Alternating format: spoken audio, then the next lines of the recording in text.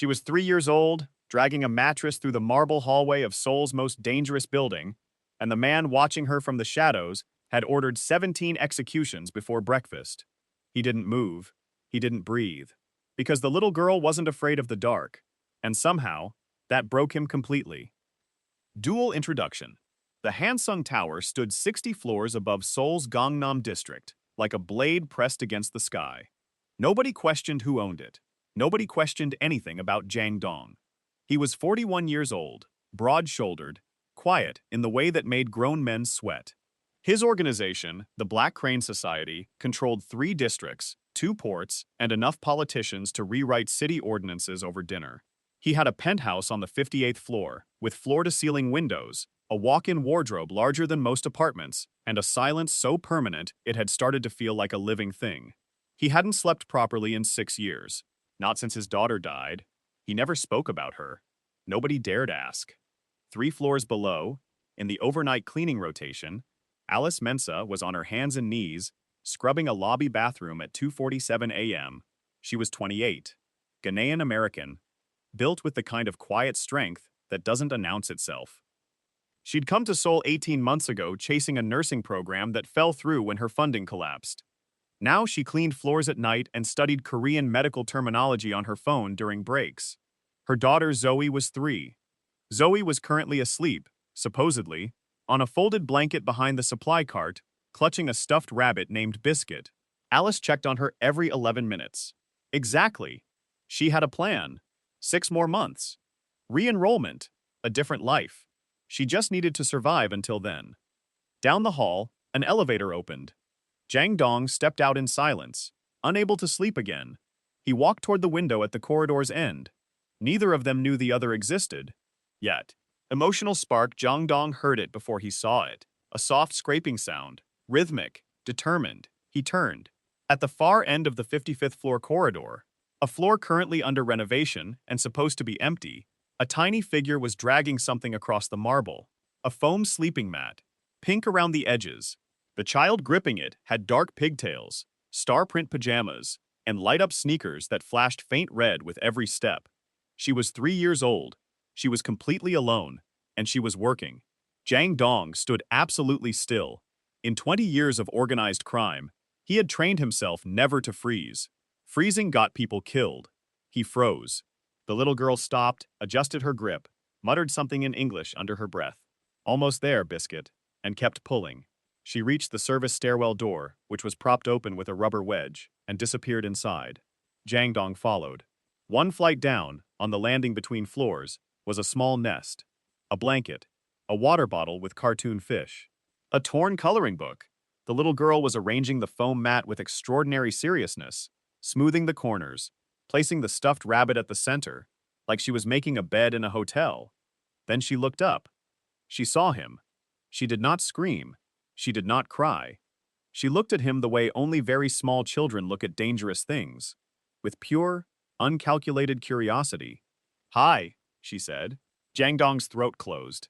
His daughter used to say hi exactly like that. Same tilt of the head. Same complete absence of fear.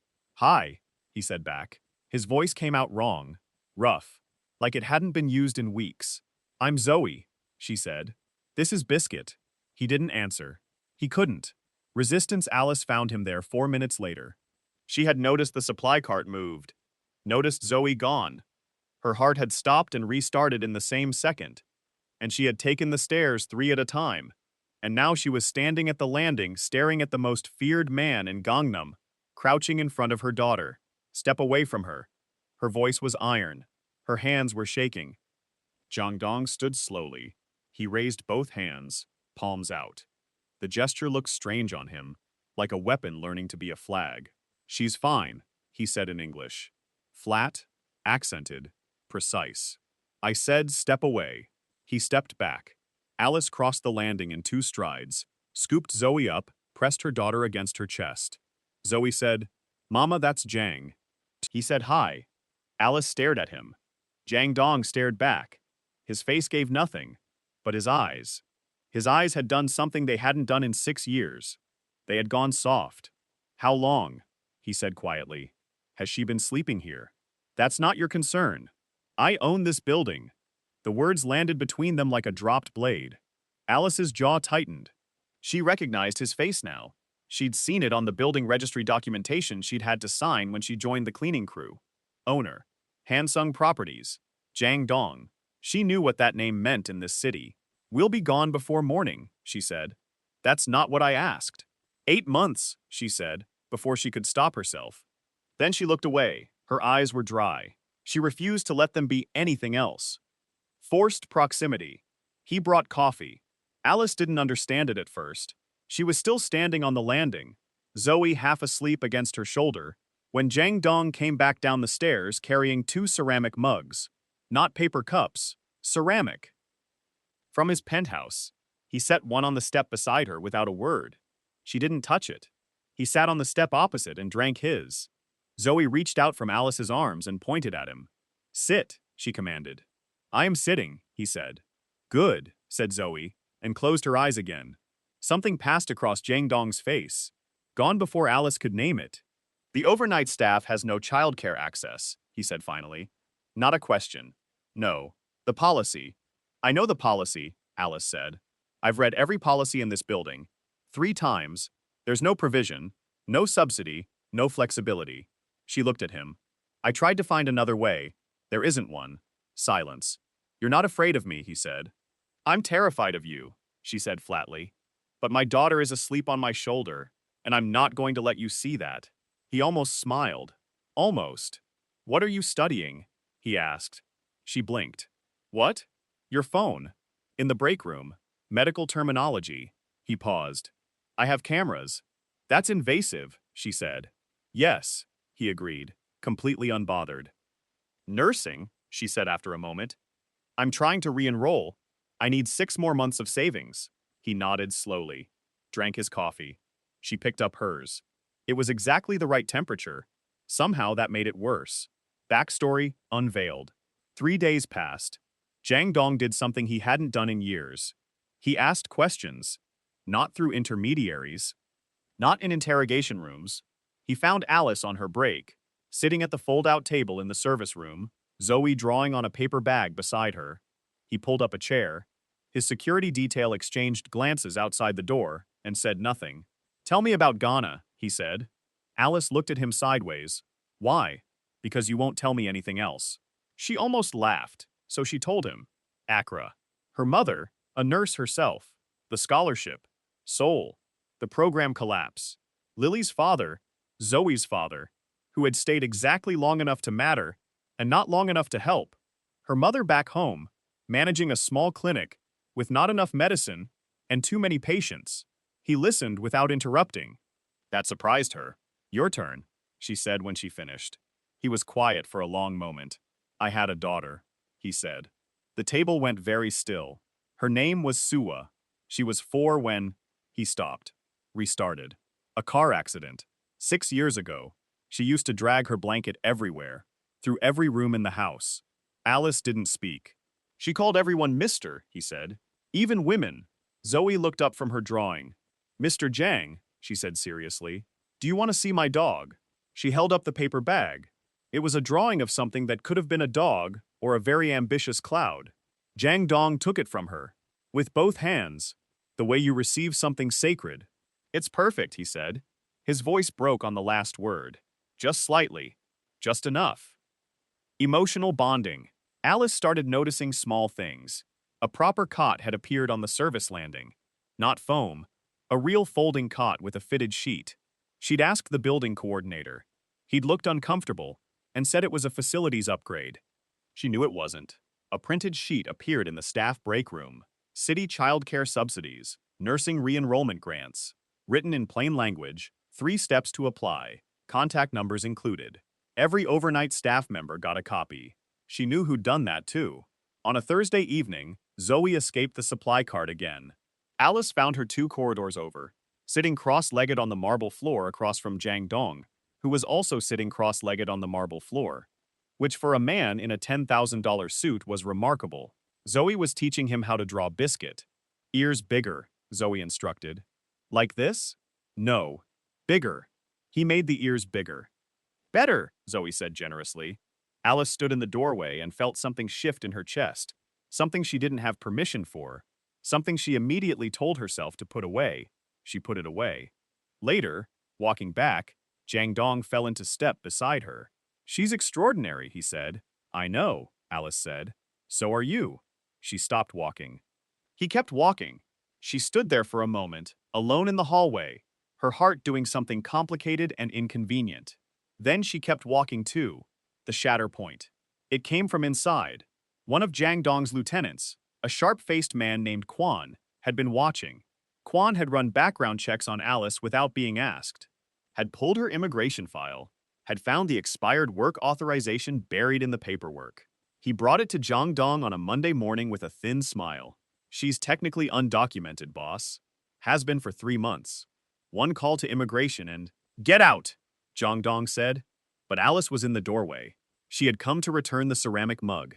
She had heard enough. She looked at Jiang Dong, at the file in Quan's hand, at the floor plan of the situation she was standing in. "So that's what this is," she said quietly. "Alice, you've had leverage over me this whole time. I didn't. Did you know?" Her voice was completely level. "That was the most terrifying part. About my papers. Did you know before or after the cot? Before or after the childcare list?" "After," he said. "And I told no one. But you know now. And your people know now." She set the mug down on his desk, carefully, like she was placing a full stop at the end of a sentence. "I trusted you," she said. "I let my daughter call you Mr. Jiang." She walked out. He didn't stop her. He should have stopped her. He sat in the silence of his penthouse for a long time afterward, the city glittering below him like something that had nothing to do with him anymore. The Choice Quan's immigration call never went through, not because Jiang Dong stopped it, because Quan made a mistake. He tried to use it as personal leverage on a separate deal, and when Jiang Dong found out, the consequences were swift and final in the way consequences were in his world. It didn't matter. Alice had already made arrangements to leave. She'd given notice. She'd found a room in a Goshiwon in Mapo, cheaper, further, no connection to Hansung Tower or anything in it. On her last shift, Zoe found Jiang Dong's drawing, the rabbit with the oversized ears, still taped to the wall of the service landing. "Mr. Jiang drawed biscuit," Zoe said. "Drew!" Alice said automatically. "Can we keep it?" Alice looked at the drawing for a long time. That night, Jiang Dong stood outside the service break room. He didn't go in. He stood in the hallway with an envelope in his hand. Inside it, a completed nursing re-enrollment form, a grant reference letter, and a letter from an immigration attorney he trusted with his life. No strings, no leverage, no transaction. He'd written one line at the bottom of his letter. "You asked if I knew before or after. The answer matters to me too. I'm sorry it took me this long to prove it." He slid it under the door. He walked back to the elevator. He pressed 58. He went home. He waited. Resolution. The text came at 5:47 a.m. First lecture in 3 years is Monday.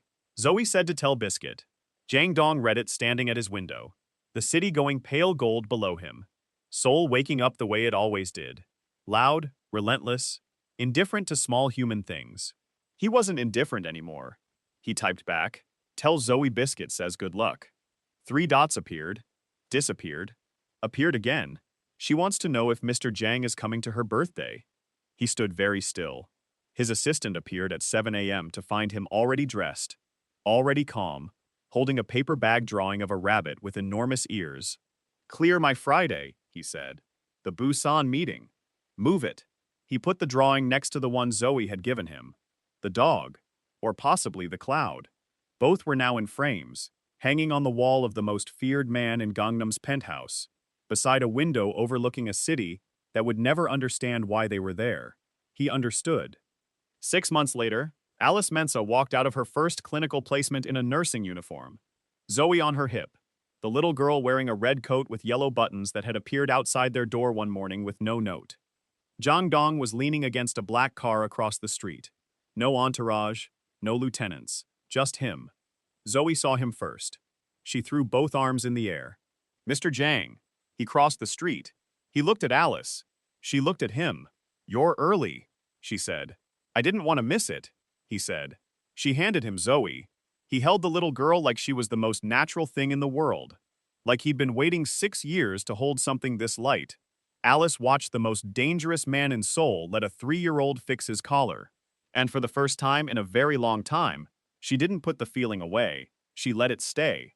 If this story hit somewhere deep, share it with someone who needs to believe that the hardest hearts can still break open. Like, subscribe, and tell us in the comments, has a stranger ever shown up for you when no one else did?